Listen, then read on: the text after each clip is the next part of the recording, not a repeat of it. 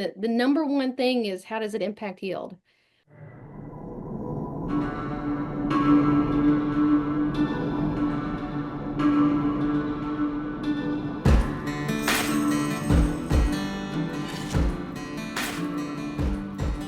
It's really important and it's here, but we genuinely know that it can cause yield loss, but we don't know how much.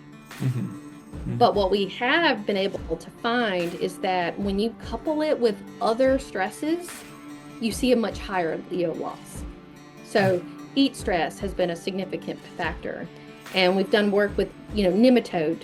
If a grower's got nematodes and they also have the virus, you're going to see more yield loss. In terms of producers, I think we've obviously seen a change in awareness, and we've seen a change in some practices. I think there's been a heavy emphasis on managing weeds better than what there has been in the past, because the aphids, the virus survives in the landscape over the winter. So the aphids have other hosts besides just cotton. So several prominent weeds came up. I think just the change in the knowledge and the change of the awareness is probably the biggest impact that we've had.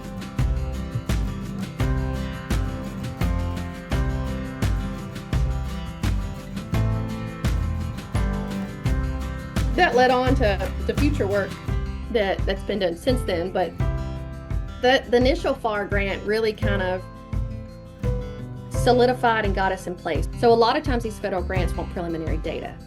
And so by starting to establish that core network was also brought into future grants.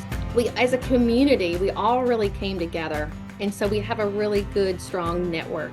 And so now we have a new problem, and it's probably going to be way worse than the virus.